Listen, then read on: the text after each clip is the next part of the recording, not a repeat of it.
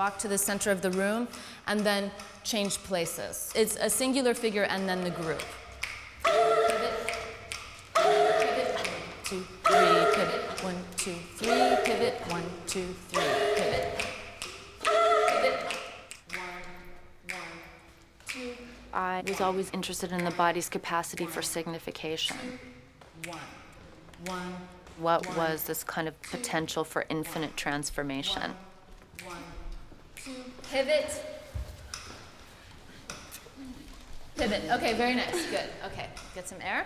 That looks really like experimental theater from the 70s. Even though by the time I was 8 years old, I had never seen a piece of live theater. Somehow I had some idea that acting would be an interesting thing to do. So I originally went to school to study acting. And, you know, I was very dedicated to learning stagecraft. When I begin working with actors, it becomes all about creating behavior. The bulk of the process is tasks and particular kinds of choreography that they have to master or a way of speaking that they have to master. It's pure task.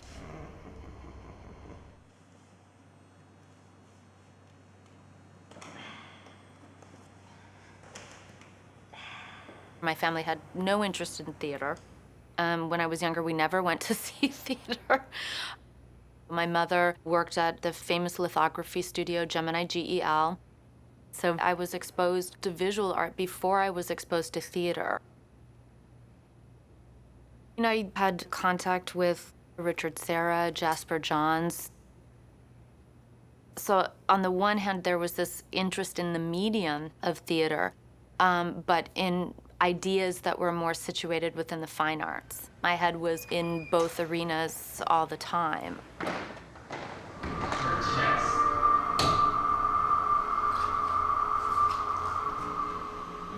Because I came from theater, I really enjoyed the pleasure of the eyes to look where they wanted to look.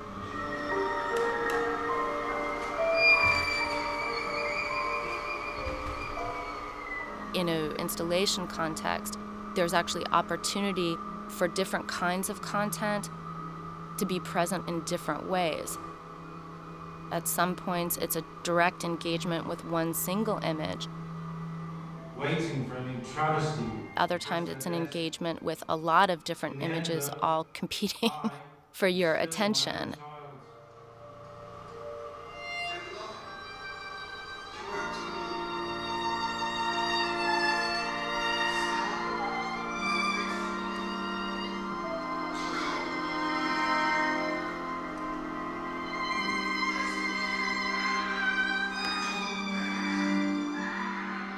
The installation in Avignon was a private house turned into an exhibition space.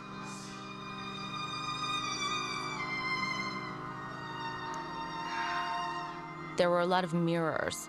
So as you walked through that particular space, you saw screens in front of you, but you saw also reflections of screens in these various mirrors.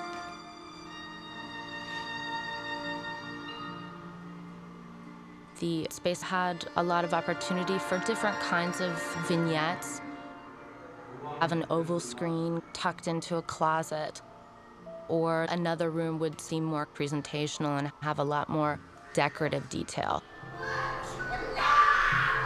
I've always loved that you can have so much information that exists for you, but really sort of invokes your judgment about what you like to look at.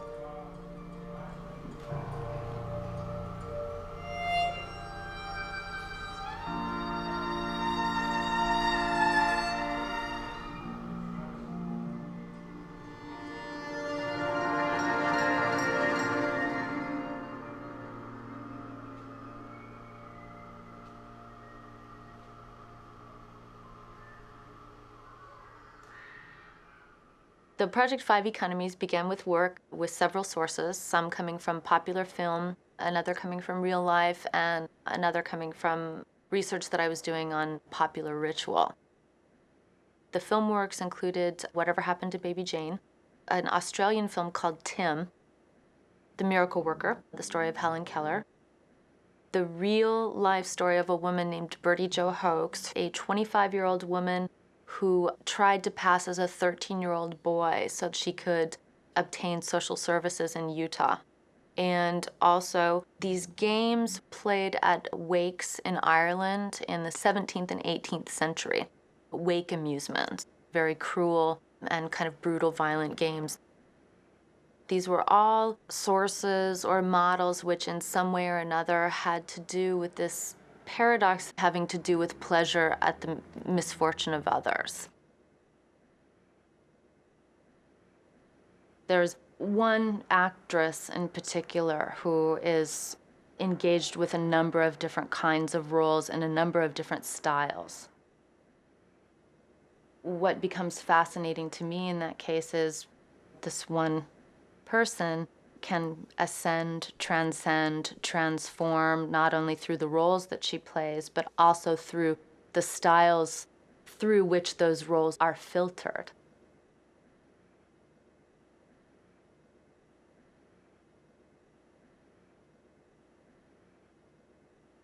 It was much more interesting to me to work with actors that didn't need things to be motivated by narrative.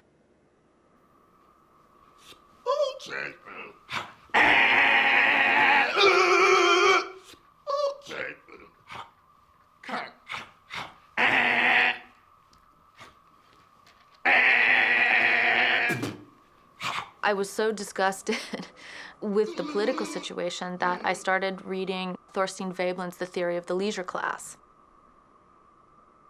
At the same time, I was working on the movement sequences for the Chittendens.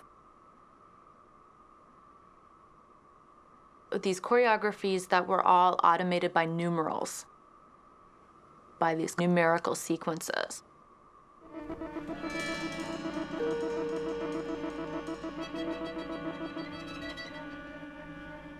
It's what happens to movement once it's in this office environment, with this ensemble of middle management types and 19th century leisure class archetypes.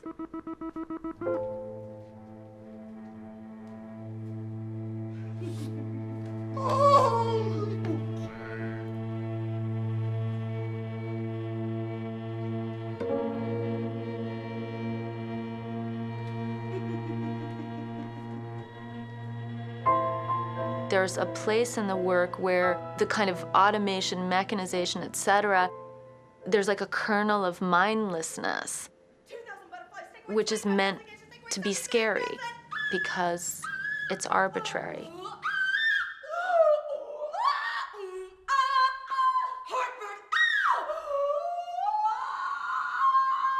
I hope that that point is continued to be made with the work. It's not so much of a framing of the figure, it's the figure sort of in the face of something greater.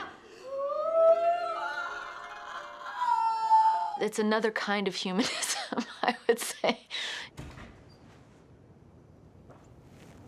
Often there's a kind of experimentation that happens in terms of what I want the photography to be or what I'm kind of looking for. What I'll do is go out and just practice in different conditions. For me, the camera is really sort of a preparation and research tool so that I have something to demonstrate to the cinematographer and what I would like the shot to look like. I've thought about this a lot, whether or not it's a good idea to make a work that has to do with places that I've never been and things that I have no direct contact with.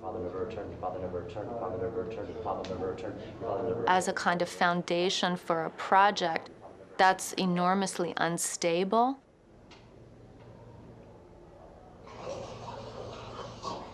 Ice Flows of Franz Josef Land began with my interest in the hostage crisis in Moscow in 2002. A faction of Chechen separatists stormed a Moscow theater.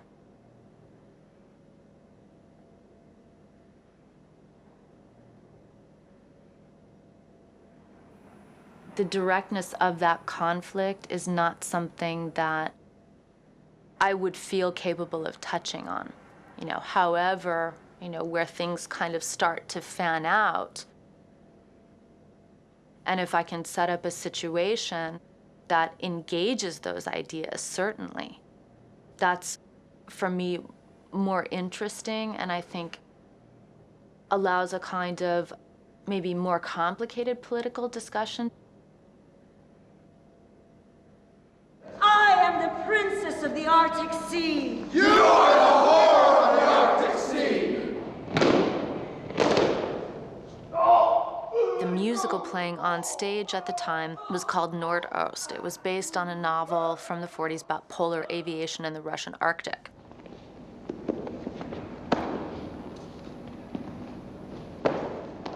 In this case, we extracted a series of pantomimes which came from the novel. These pantomimes were brutal or mechanized. It requires very quick transitions between one gesture or another. As the performer, you must go. You simply must go from A to B. And if C is there, then you must get there even faster. It's really not that I'm trying to create this sense of suffering. The content itself suggests other kinds of oppressive cultural regimes that I would like the movement to be analogous to. It really is in this kind of calculation of character, action, setting, context that the work ultimately happens. This troupe of actors pantomiming this novel throughout the rooms of this Polish-American social hall in Chicago generated a content outside of anything that I could have initially conceived. And to me, that's a very exciting relationship. It's when you can have this heightened theatrical activity, but it can encounter a space that has a very particular rationale, in a sense kind of generating then that third thing, which is my art and isn't in some ways.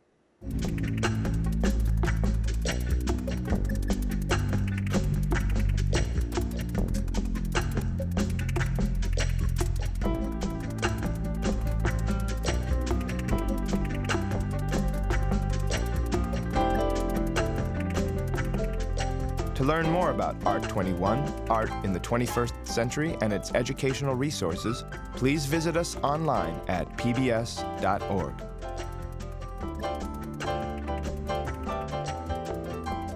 Art21, Art in the 21st Century is available on DVD. The companion book to the program is also available. To order, call PBS Home Video at 1-800-PLAY-PBS.